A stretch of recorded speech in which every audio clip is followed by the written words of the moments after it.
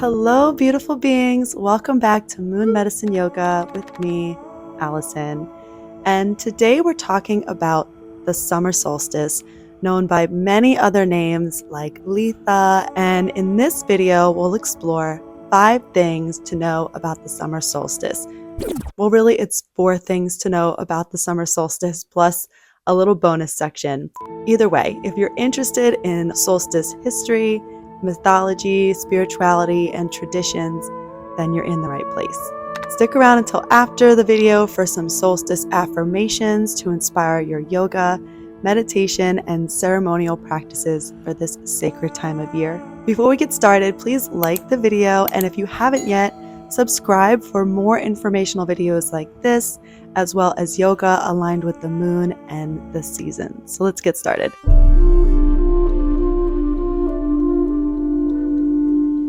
The word solstice comes from the Latin words sol, meaning sun, and sistere, meaning stand still or to stand still. This video is filled with lots of words in other languages.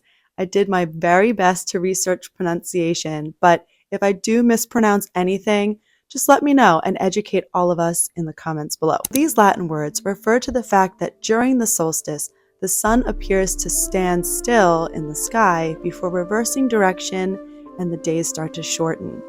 Litha, or the summer solstice, is the first day of summer, and it's the point on the wheel of the year between the spring and autumn equinoxes and the cross-quarter festivals of Beltane and Lunasa. The word Litha is believed to have originated from Old English lithe or lide, which mean calm or gentle.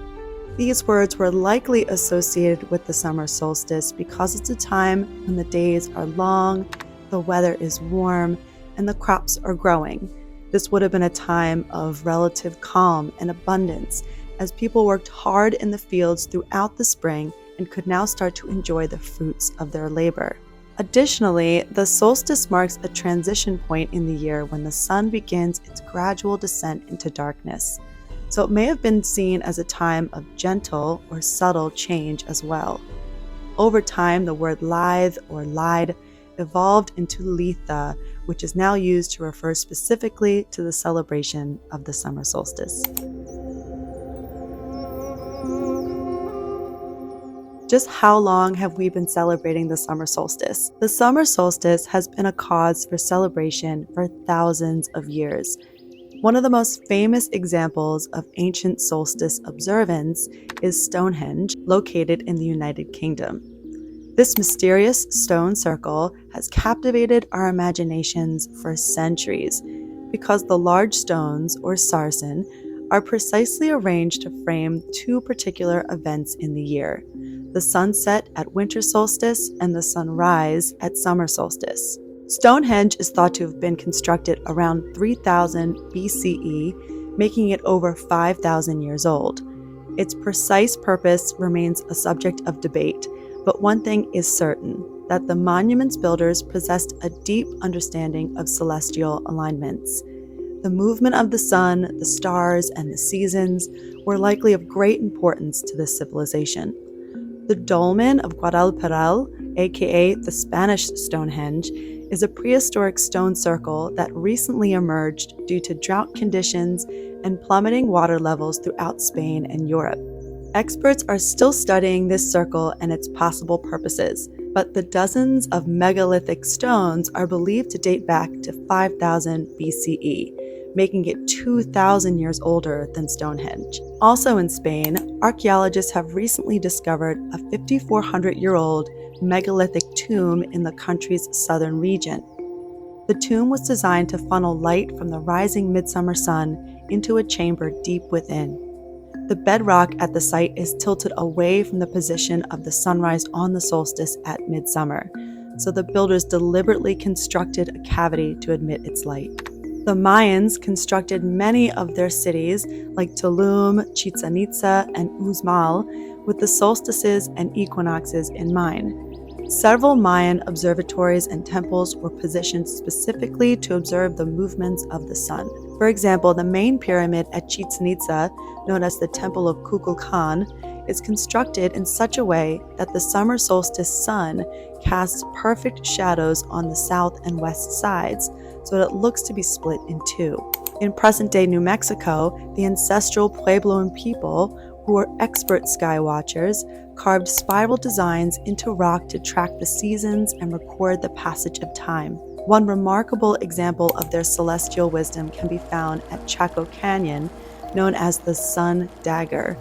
During the solstices and equinoxes, sunlight and shadow form the image of a dagger piercing through the center of a spiral glyph. This sacred phenomenon held great significance for the people of Chaco Canyon, who would undertake regular pilgrimages to the site. It serves as a testament to the pivotal role astronomy played in the ancient Chacoan religion and society. These sacred sites tell us that the sun and solstices have been culturally significant for thousands of years. I've only mentioned a few monuments and civilizations specifically, but there are many others all over the world.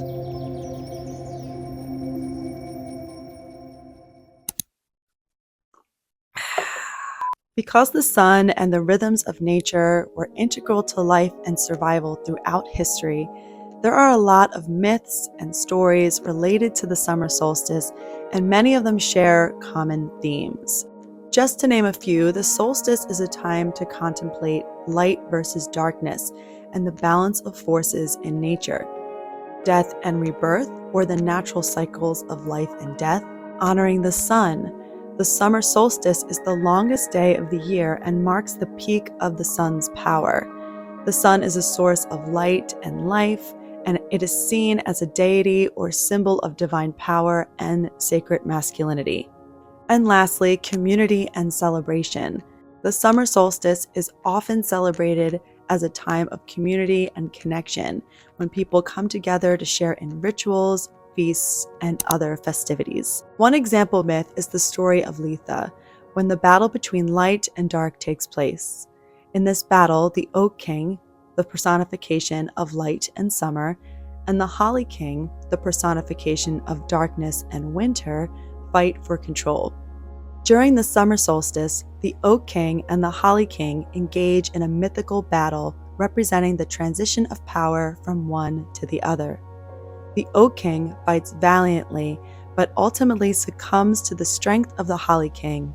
The Holly King takes over, ruling until the winter solstice, when the cycle begins again with the Oak King's resurgence. This myth serves as a metaphor for the eternal ebb and flow of life, the changing seasons, and the balance between light and darkness. It reminds us that no phase is permanent, and that each season has its own unique beauty and purpose. The battle between the Oak King and the Holly King is often celebrated during the summer solstice, with participants embodying and honoring the energies of these mythic figures as they symbolically enact the transition of power.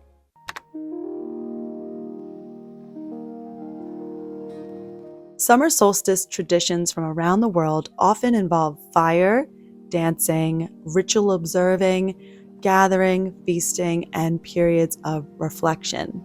In some European and Slavic traditions, a fascinating custom involves setting large wheels or barrels on fire and rolling them down hills into bodies of water. As these fiery wheels roll and air circulates around them, the flames grow with light and heat until they are plunged into the water. It is believed that these blazing wheels symbolize the sun and serve to carry away negative energies, bringing good fortune and warding off evil for the coming year. Another common practice during the summer solstice is the lighting of bonfires. This act represents the power of the sun and is thought to bring purification and blessings. People gather around fires, make offerings, and joyfully dance and jump over them as part of the festivities. Observing the sunrise and the sunset on the solstice holds great significance, as we discussed earlier, with certain phenomena occurring at sacred sites. Feasting is a widespread way to celebrate the sun and the arrival of summer. Grilling or cooking over open fires pays homage to the life-giving and transformative power of the sun. Breads and baked goods can be shaped into circular sun forms and adorned with vibrant ingredients, including sunny yellow, orange, and red fruits and vegetables is another splendid way to enhance a solstice meal. If you're planning a feast for the solstice, keeping these ideas in mind and experimenting with locally sourced ingredients can be a wonderful way to honor your local environment. You might also take this opportunity to delve into researching your ancestors and their traditional solstice or summer foods.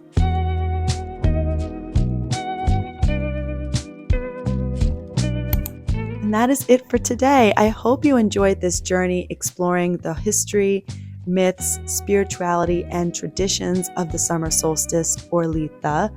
If you did, give it a thumbs up and subscribe for more videos like this, as well as yoga aligned with the moon and the seasons. In fact, I have a summer solstice slow flow coming up for you really soon. Below, you'll find links to resources about the summer solstice and the wheel of the year if you want to dive even deeper.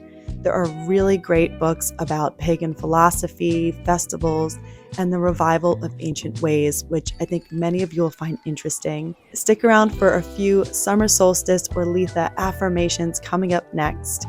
And until next time, thank you so much for being here. I will see you again soon on the mat and under the moon. Bye-bye.